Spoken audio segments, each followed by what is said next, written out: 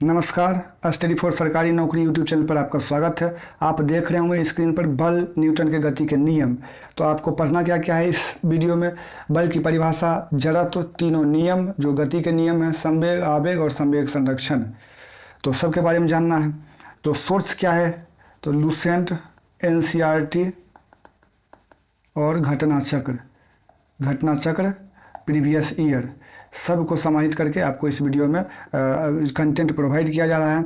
आप देख सकते हैं कि यहाँ सभी एग्जाम, बिहार पुलिस, बिहार दरोगा, बीपीएससी, अगर बीएसएससी या शिक्षक भर्ती का आप तैयारी कर रहे होंगे तो आपके लिए ये लाभदायक होगा। ये बेनिफिशियल वीडियो आपके लिए होगा अगर इन सभी एग्ज़ाम का तैयारी कर रहे हैं या किसी एग्ज़ाम में साइंस जो पूछता होगा तो उनके लिए भी लाभदायक होगा। और कक्षा 9 और 10 में भी कोई लोग पढ़ रहे होंगे तो उनको तो लाभदायक होगा ही। उनके लिए एनसीईआरटी पढ़ना अनिवार्य होता है और एनसीईआरटी पढ़ना कम्पिटिटिव एग्ज़ाम वालों के लिए भी अनिवार्य होता है। इसलिए लुसेंट, एनसीईआरटी और घटना चक्र पढ़ने के बाद मैं गारंटी लेता हूँ कि आप एग्ज़ाम में जो भी कम्पिटिटिव एग्ज़ाम देंगे उसमें आप मैक्सिमम क्वेश्चन को बना पाएंगे।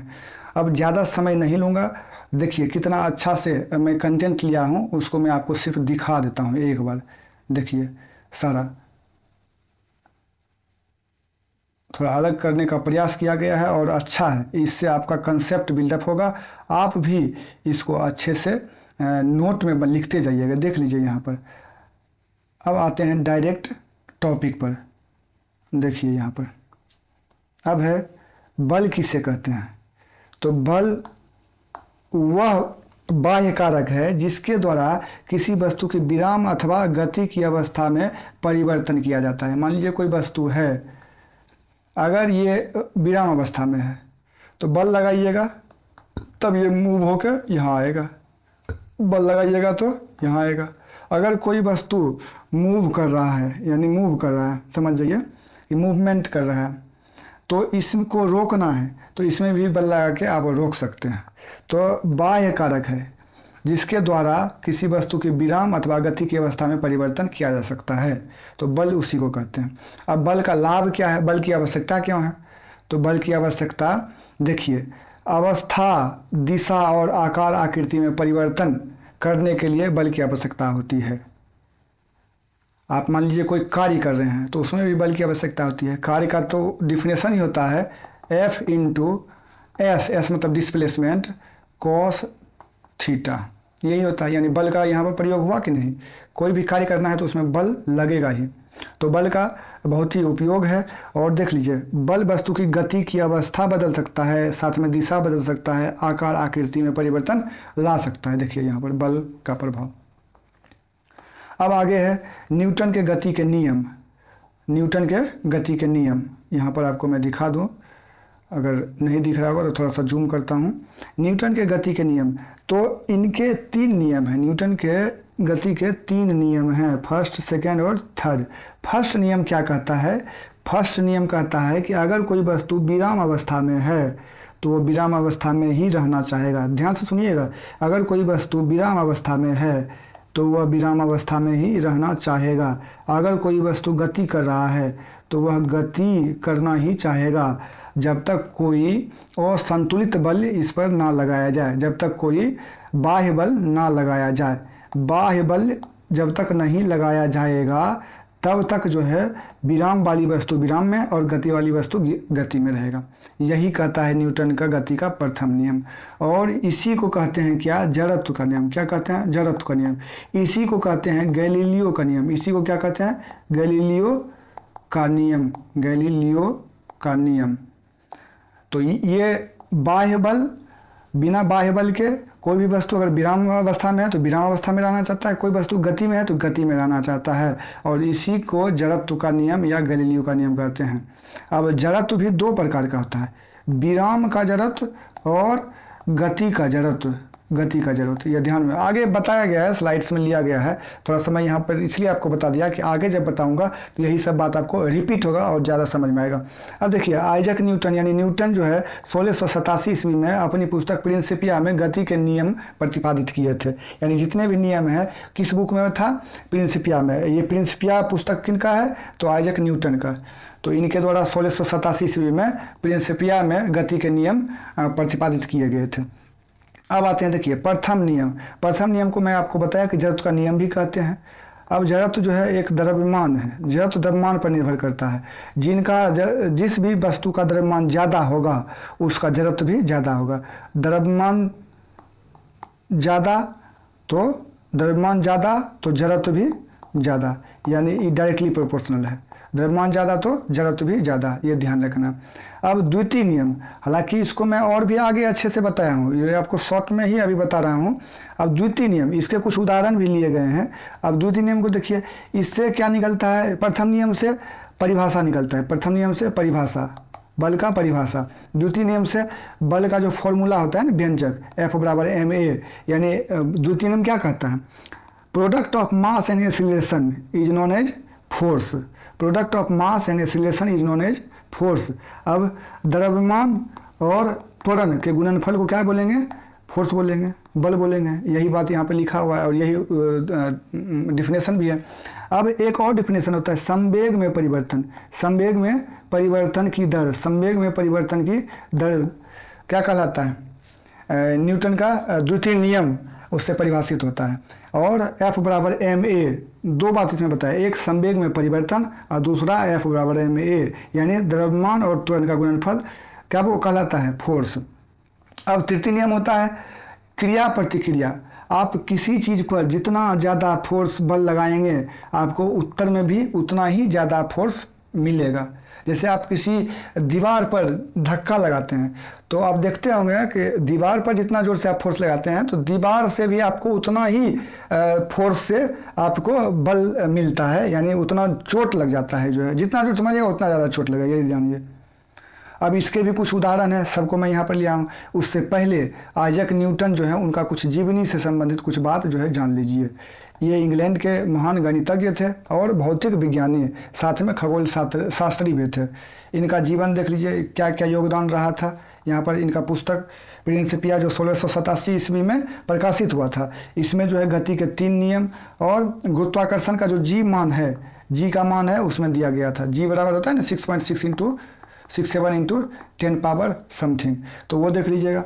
अब प्रकाशिकी और गणित के विकास में भी महत्वपूर्ण योगदान दिया गया था, किनके द्वारा, तो न्यूटन के द्वारा। अब यहाँ पर देखिए कुछ परीक्षा के लिए याद रखें, यहाँ पर शॉर्ट में दिया गया है। देखिए हर चीज़ को बार बार बताने से वीडियो लॉन्ग होगा, इसलिए कम की बात करते हैं और आगे आपको दिखाते जाते हैं। थोड़ा जूम करके भी दिखा देंगे ताकि स्पष्ट दिखाई दे। गैलीलियो, अब इनका जीवनी से संबंधित, ये जड़त्व और गति के अध्ययन के अग्रदूत रहे हैं। इनके जैसे न्यूटन भी गति के नियम को प्रतिपादित किए, साथ में ये भी गति के नियम को अध्ययन किए, गति का अध्ययन किए और जड़त्व का भी अध्ययन किए। इसलिए न्यूटन के प्रथम नियम को गैलीलियो का नियम भी कहा जाता है। इनका भी योगदान रहा था, ये पहले पढ़े थे। इनका देखिए, ये पहले न्यूटन से पहले इनका है कार्यकाल, इसलिए ये इटली के थे। न्यूटन इंग्लैंड के थे और ये इटली के, ये भी सेम वैज्ञानिक, गणितज्ञ, खगोल शास्त्री थे। इनका जीवन परिचय देख लीजिए, आप यहाँ पर देख सकते हैं। पीसा में इनका जन्म हुआ था और इनका कुछ पुस्तक है, पुस्तक का नाम जो है NCERT में दिया गया है, उसको पढ़ के आप कमेंट बॉक्स में लिखेंगे। इनका जो जो पुस्तक है वो आप कमेंट बॉक्स में लिखेंगे। देखिए दूरबीन का भी आविष्कार इनके द्वारा किया गया था, इनका प्रमुख योगदान है।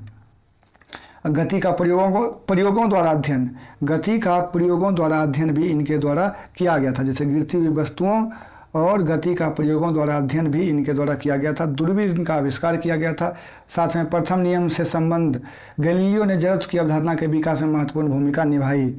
इसी वैज्ञानिक पृष्ठभूमि के कारण प्रथम नियम को कई पाठ्यक्रमों में गैलीलियो का नियम भी कहा जाता है, जैसा कि आपको मैंने बताया भी था।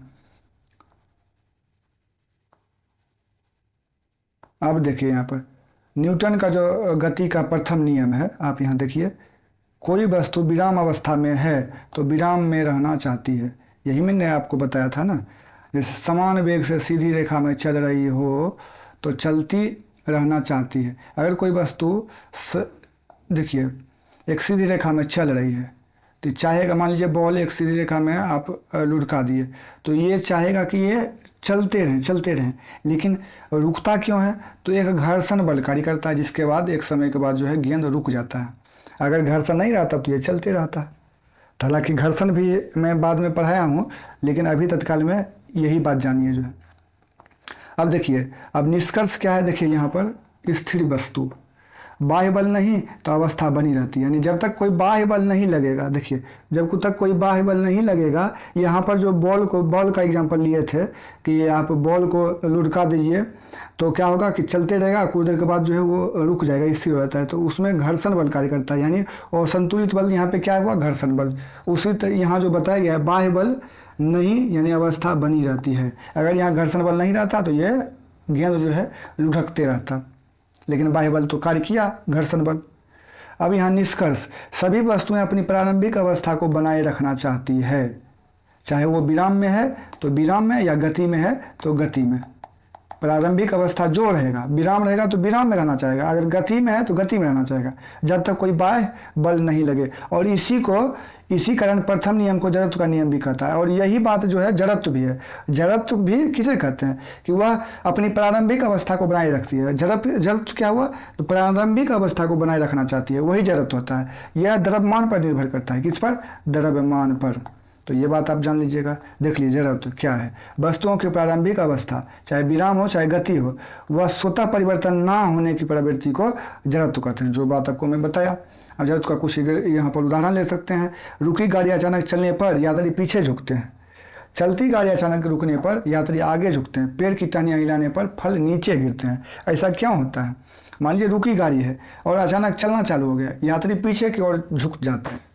यानी यात्री जो है, चूँकि गाड़ी रुकी हुई थी तो यात्री भी रेस्ट में था, लेकिन अचानक गाड़ी चलने लगा तो थोड़ा सा पीछे झुका बैलेंस बनाने के लिए। अगर चलती गाड़ी है तो अचानक रुकने पर यात्री आगे की ओर झुकते हैं। तो यात्री, अगर गाड़ी चल रहा है तो यात्री भी इसके साथ मोशन में है, गति में है, लेकिन रुकेगा अचानक तो यात्री जो है वो आगे की ओर झुकेगा बैलेंस बनाने के लिए। पेड़ की टहनियाँ हिलाने पर फल नीचे आते हैं। ये जो फल है वो विराम अवस्था में है, लेकिन पेड़ की टहनियाँ जब हिलाते हैं, गति हो गया तो ऑटोमेटिक जो है फल नीचे गिर जाते हैं। अब जड़त्व के प्रकार, विराम का जड़त्व और गति का जड़त्व आपको मैं बताया, inertia of rest, inertia of motion. तो विराम का जड़त्व और गति का जड़त्व का कुछ उदाहरण आप यहाँ पर भी देख सकते हैं। जैसे यहाँ पर रुकी गाड़ी, यानी रुका हुआ है, स्थिर है, तो ये विराम का जड़त्व हो गया। और चलती गाड़ी तो ये क्या हो गया, ये गति का जड़त्व हो गया। यहाँ पेड़ की टहनियाँ हिलाने पर, यानी यहाँ पहले क्या होता, स्थिर था, यानी ये भी विराम का जड़त्व हो गया। इस तरह से आप भी कुछ उदाहरण जो है मुझे बताएं। देखिए यहाँ पर अब प्रथम नियम के महत्वपूर्ण उदाहरण, रुकी गाड़ी अचानक चलती है, चलती गाड़ी अचानक रुकती है। तो यहाँ रुकी गाड़ी अगर अचानक चलती है तो यात्री पीछे झुकते हैं, ये सवाल भी पूछता है। और चलती गाड़ी अचानक रुकती है तो यात्री आगे झुकते हैं। और टहनी हिलाने पर फल गिरते हैं, तो यह जड़त्व के कारण होता है। ये सब भी जड़त्व है। यहाँ पर भी जैसे रुकी गाड़ी है तो यहाँ कौन सा जड़त्व है, यहाँ रुकी है तो यहाँ विराम का जड़त्व, अभी आपको बताया। यहाँ चलती गाड़ी है तो यहाँ कौन सा, तो यहाँ पर गति वाला जड़त्व है, इनर्शिया ऑफ मोशन। और यहाँ पर भी विराम का जड़त्व आप देख सकते हैं। तो इतना अच्छा से आपको बताया जा रहा है, इसको सिर्फ देखना है और हो सके तो 2 बार देखिए। अब आ गए थे प्रथम नियम के अन्य उदाहरण। देखिए कुछ उदाहरण है यहाँ पर आपको मैं दे दिया हूँ। गोली से कांच में पड़ा है गोल छेद बनता है, जबकि पत्थर मारने पर कांच टूट सकता है। यह प्रथम नियम के ही उदाहरण हैं। हथौड़ों को हत्थे में कसने के लिए हत्थे को जमीन पर पटका जाता है। कंबल को डंडे से पीटने पर धूल के कण झड़कर गिर जाते हैं। यहाँ पर भी ये विराम का जरूरत है। कौन सा जरूरत है, क्योंकि धूल जो है वो विराम में था और डंडा से जब आप पीटे तो गति में आ गया कंबल, तो धूल तो विराम में ही रहना चाहता है, इसलिए अलग हो जाता है, टहनी रहने पर नीचे गिरते हैं। ये तो हो गया। अवस्था बदलने का विरोध ही जड़त्व कहलाता है। शॉर्ट में क्या बोलेगा, अवस्था बदलने का। अगर विराम में है तो विराम, गति में गति में रहना चाहता है, तो अवस्था बदलने का विरोध जड़त्व कहलाता है। प्रथम नियम को ही जड़त्व का नियम भी कहते हैं। अब न्यूटन का द्वितीय गति नियम, किसी वस्तु के संवेग में परिवर्तन की दर लगाए गए बाह्य बल के समानुपाती होती है और उसकी दिशा में होती है। किस दिशा में, जिसमें बाह्य बल लगाए जाते हैं, यानी F बराबर ma। देख लीजिए यहाँ पर फोर्स, ये डायरेक्टली प्रोपोर्शनल है F बल।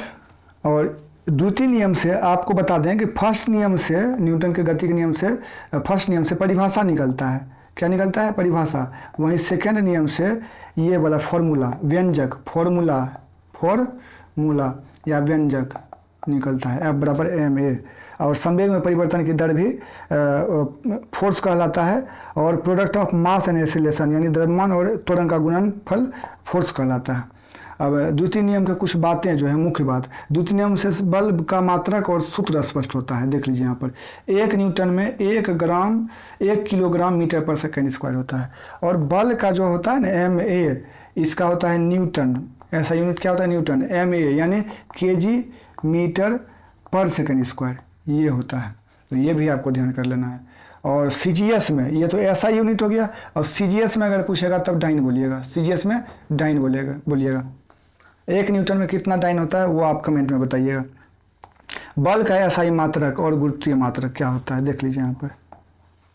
गुरुत्वीय मात्रक क्यों बोलते हैं, जैसे कोई भी वस्तु पर जब केंद्र पृथ्वी के द्वारा यानी पृथ्वी का गुरुत्व बल जब लगता है तो वहाँ पर गुरुत्वीय त्वरण होता है। जैसे F बराबर MA है, M एक जगह यहाँ पे कौन सा हो जाएगा, G, यानी G मतलब ग्रेविटी, पृथ्वी के द्वारा त्वरण। इसको आप F बराबर MA के बराबर रख सकते हैं। इसलिए इसका भी मात्रक जो है W का यानी द्रव भार का क्या होता है, न्यूटन ही होता है, गुरुत्वीय त्वरण। तो किसी वस्तु पर लगने वाले गुरुत्वीय बल को उस वस्तु का भार कहते हैं। भार किसे कहते हैं, कहेंगे किसी वस्तु पर लगने वाले गुरुत्वीय बल को। कौन सा बल, गुरुत्वीय बल, G वाला। इसका भी ऐसा यूनिट न्यूटन ही होता है। और द्रव्यमान और भार में अंतर यही है कि इसमें गुरुत्वीय बल के कारण इसका फॉर्मूला जो होता है W बराबर mg, और यह सदिश राशि है, न्यूटन इसका होता है ऐसा यूनिट, और इसका होता है किलोग्राम, और यह अदिश राशि है। और ये भार जो है अलग अलग जगहों पर अलग अलग होगा, भार में परिवर्तन होगा, द्रव्यमान सब जगह एक जैसा होगा, ये ध्यान रखना है। अब न्यूटन का तृतीय गति नियम, यह क्रिया प्रतिक्रिया का नियम होता है। प्रत्येक क्रिया के बराबर परंतु विपरीत दिशा में प्रतिक्रिया होती है। दो वस्तुओं की पारस्परिक क्रिया में देखिए दो वस्तुओं की यहाँ पे दो वस्तु होना चाहिए। तो न्यूटन के तृतीय गति नियम पहला बात कि दो वस्तु होना चाहिए, और क्रिया प्रतिक्रिया नियम इसको बोलते हैं। और दोनों जो है, एक वस्तु जो क्रिया करेगा तो दूसरा वस्तु जो प्रतिक्रिया करेगा, दोनों विपरीत दिशा में। एक वस्तु जितना बल दूसरी पर लगाती है, दूसरी वस्तु उतना ही बल विपरीत दिशा में पहली पर लगाती है। यही बात आपको बताए थे, क्रिया प्रतिक्रिया। दीवार पर हाथ मारने पर हाथ में चोट लगना, यह जो है न्यूटन के तृतीय नियम, गति के नियम पर आधारित है। कुछ और उदाहरण है तृतीय नियम के महत्वपूर्ण उदाहरण, जैसे एक रॉकेट का उदाहरण है। रॉकेट कैसे आगे बढ़ता है जानते हैं, जैसे रॉकेट पीछे देखते होंगे कि गैस पीछे छोड़ा हुआ आगे बढ़ता है, गैस पीछे रहता है और प्रतिक्रिया में रॉकेट आगे बढ़ता है। यहाँ पर मैं लिख भी दिया हूँ। और कुछ और एग्जाम्पल हैं न्यूटन तृतीय नियम के महत्वपूर्ण जो उदाहरण है। बंदूक से गोली चलाने में पीछे की ओर झटका लगता है। नाव से किनारे पर कूदने पर नाव पीछे हटती है। अब देख लीजिए यहाँ पर, रस्सी टूटने पर कुएं से पानी खींचने वाला व्यक्ति पीछे की ओर खिसकता है। रॉकेट गैसों को पीछे की ओर फेंकता है और स्वयं आगे बढ़ता है। ऊंचाई से कूदने पर जमीन की प्रतिक्रिया के कारण चोट लग सकती है। जैसे आप ऊंचाई से कूदिएगा तो जितना फोर्स से आप कूदिएगा उतना ही चोट आपको लग सकता है। तो ये है तृतीय नियम के कुछ उदाहरण। तो ये नियम, गति का नियम क्यों पढ़ाया जाता है आपको? इसलिए पढ़ाया जाता है कि इसके कुछ यूज हैं, एप्लीकेशंस हैं, तो सबको आपको जो है इसको बताया जाता है ताकि आप सबको अच्छे से समझें। फिजिक्स क्या है, आप दैनिक जीवन में इसका उपयोग है, आप दैनिक जीवन में भी इसको देखते हैं। इसीलिए मैं कहता हूँ कि सब जो जितने भी सब्जेक्ट हैं सबको अच्छे से पढ़ना चाहिए, सबका दैनिक उपयोग में उसको लाइएगा प्रैक्टिकल रूप से, तब और ज़्यादा आपको समझ में आएगा सब कुछ। अब जैसे संवेग है, संवेग किससे बोलेंगे तो P बराबर mv होता है, यानी मास, द्रव्यमान और वेग का गुणनफल। द्रव्यमान और वेग का गुणनफल को संवेग बोलते हैं। तो जैसे किसी गतिमान वस्तु के द्रव्यमान और वेग के गुणनफल को संवेग बोलते हैं। यहाँ देखिए इसका संवेग का ऐसा यूनिट कैसे निकालेंगे, m का क्या होता है यानी द्रव्यमान का kg और वेलोसिटी का मीटर पर सेकेंड, यही होता है। तो ये निकाल दिए। और संवेग एक सदिश राशि है क्योंकि इसमें परिमाण के साथ दिशा भी होती है। दिशा, और दिशा किधर होगा, जिधर वेग होगा, वेग की दिशा उधर भी, जैसे वेग जिधर होगा उधर ही मोमेंटम होगा यानी संवेग होगा। और वेग जितना ज़्यादा होगा मोमेंटम भी, संवेग भी उतना ही होगा अगर एम को कांस्टेंट रख दिया जाए तो ये बात है। अब आवेग, आवेग किसको बोलेंगे? तो आवेग जो है किसी चीज़ पर आप छोटे यानी कम समय के लिए जब फोर्स लगाते हैं, जैसे किसी को चाटा लगाते हैं तो कम समय के लिए, जैसे आप बॉल को छक्का लगाते हैं तो कम समय के लिए वहाँ पर हिट होता है बॉल, तो ये सब आवेग का उदाहरण हो सकता है। यदि कोई बल किसी वस्तु पर बहुत कम समय तक लगाया जाए तो बल और समय अंतराल यानी डेल्टा टी लिखते हैं उसको, तो गुणनफल को आवेग कहते हैं। जे बराबर एफ इंटू डेल्टा टी। आवेग किसे कहेंगे? देखिए संवेग किससे कहेंगे? संवेग होता है पी बराबर एम भी, यानी द्रव्यमान और वेलोसिटी गुणनफल को संवेग बोलते हैं, ये ध्यान रखिएगा। और संवेग में परिवर्तन ये दूसरा नियम है कि दर, ये सेकंड नियम है। और संवेग में परिवर्तन आवेग भी कहलाता है, संवेग में परिवर्तन आवेग भी कहलाता है। जैसे जे बराबर एफ इंटू डेल्टा टी, और आवेग क्या होता है? फोर्स यानी बल, और जितना समय के लिए जो है आप जो है हिट किए, मान लीजिए चाटा लगाए तो कितना समय के लिए गाल पर चाटा जो है वहाँ हिट किया, तो डेल्टा टी, कम समय जब आता है तो डेल्टा लिख देते हैं, यही बात है यहाँ पर, कम समय अंत। अब देखिए आवेग का जो ऐसा यूनिट होता है, फोर्स का क्या होता है? न्यूटन, और टी का क्या होता है? समय का एस, तो न्यूटन सेकेंड, और यह किलोग्राम मीटर पर सेकेंड के समतुल्य है। न्यूटन को आप किलोग्राम मीटर पर सेकेंड, इसको जब तोड़िएगा ना तो ये आ जाएगा। जो आवेग का प्रभाव, आवेग का प्रभाव क्या होता है? देखिए आवेग का प्रभाव, अगर झटका कम करना है तो कोई आप जब कैच लेते हैं तो आप बॉल को पीछे की ओर खिसकाते हैं, उसका जो है समय बढ़ा देते हैं। समय जैसे बढ़ा दीजिएगा, जैसे यहाँ देखिए, यहाँ जो लिखा हुआ है समय आप बढ़ा दीजिएगा तो यहाँ आवेग भी क्या होगा? आवेग भी उसका बढ़ जाएगा। तो इसलिए समय बढ़ाएं, समान परिवर्तन के लिए औसत बल घट जाता है, यानी बल जो है जब आप समय बढ़ा दीजिएगा तो बल जो है कम जाएगा, चोट कम लगेगा, यही बात है। तो इसको आप देख सकते हैं। अब आवेग के दैनिक जीवन के कुछ उदाहरण हैं, यहाँ पर देखिए।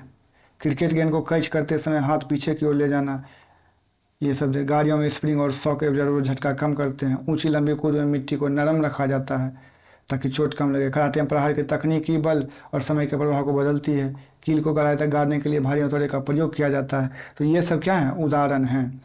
जैसे आप ऊंचे और लंबी कूद करते हैं तो मिट्टी को नरम कर देता है, इसलिए कि जब आप कूदिएगा थोड़ा सा वो नीचे जाएगा, और नीचे जाएगा तो समय जो है बढ़ गया, और समय जैसे बढ़ा तो वहाँ पर बल जो है कम गया तो चोट कम लगेगा, इसीलिए वो ऐसा किया जाता है। अब संवेग संरक्षण का नियम, संवेग संरक्षण का नियम क्या होता है? यदि एक या अधिक वस्तुओं के निकाय पर कोई बाहरी बल नहीं लग रहा है तो उस निकाय का कुल संवेग नियत रहता है। कुल संवेग नियत यानी टक्कर के पहले और टक्कर के बाद कोई चीज़ अगर टकराता है, मान लीजिए, तो टक्कर के पहले इसका जो संवेग है वही इसका टक्कर के बाद भी संवेग होगा, यानी कुल प्रारंभिक संवेग जो है वो कुल अंतिम वेग के बराबर होता है। यही संवेग संरक्षण का नियम कहता है, और यह न्यूटन के तृतीय नियम से संबंधित है। न्यूटन के तृतीय नियम से संबंधित है। आप न्यूटन का तृतीय नियम क्या है? एक्शन और रिएक्शन, एक्शन क्रिया के बदले प्रतिक्रिया। तो जिस प्रकार से आप जानते हैं, कभी कभी सवाल पूछता भी है कि रॉकेट जो है जो चलता है, या फिर आप रॉकेट का जो उदाहरण अभी लिए थे तो उसमें क्या था? वो न्यूटन के तृतीय नियम पर आधारित है, और संवेग संरक्षण भी न्यूटन के तृतीय नियम पर आधारित है। तो इसलिए इसको ऐसा किया गया। देखिए टक्कर से पहले और टक्कर के बाद संवेग जो है वो बराबर आता है। देखिए यहाँ पर दिया भी गया है, अच्छे से देख लीजिए। यहाँ टक्कर से पहले M1 M2 और टक्कर के बाद M1 M2, ये इन्हीं से पहले मतलब U लिखते हैं, और यहाँ पर टक्कर के बाद यानी V, ये फाइनल वेलोसिटी, लास्ट वाला या पहले वाला शुरुआती, ये लास्ट वाला वेलोसिटी। सबको जब आप कीजिएगा तो ये बराबर होगा इसके, तो यही बात को बोला जाता है। देखिए बल का फॉर्मूला क्या होता है? F बराबर M में, भार का W बराबर mg, संवेग का P बराबर mv, आवेग का J बराबर F into delta T, force into delta T. जितने कम समय के लिए आप किसी चीज़ पर जो है बल लगाइएगा उसी को न बल कहते हैं, आवेग कहते हैं। संवेग संरक्षण का नियम, टक्कर के पहले टक्कर के बाद ये बराबर रहता है संवेग। अब यहाँ पर देखिए, ये सब को भी आप देख लीजिए। संवेग यह सदिश राशि है। कुल संवेग संरक्षण, बाहरी बल शून्य तो कुल संवेग संरक्षित रहता है। अगर बाहरी बल जो है वो शून्य रहेगा तो संवेग कुल संरक्षित रहता है। संवेग संरक्षण टक्कर के पहले टक्कर के बाद बराबर होता है। तृतीय नियम, प्रथम नियम, कोजरथ का नियम ये कहते हैं। तो इस तरह से आपने देखा, यहाँ पर भी दे दिया गया है, इसको भी आप देख लीजिए।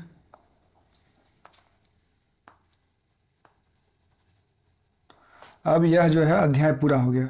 बल गति की अवस्था बदलता है, न्यूटन के 3 नियम बल और गति के संबंध को समझाते हैं, संवेग और आवेग इनके महत्वपूर्ण अनुप्रयोग हैं। इसलिए संवेग आवेग को इसी वीडियो में आपको बताना पड़ा, क्योंकि संवेग जो है आप देखें कि P बराबर mv होता है, P बराबर mv होता है, और संवेग में परिवर्तन जो है न्यूटन का द्वितीय नियम उसमें बताया गया है। संवेग में परिवर्तन की दर को बल कहा जाता है, न्यूटन का सेकेंड लॉ यही है।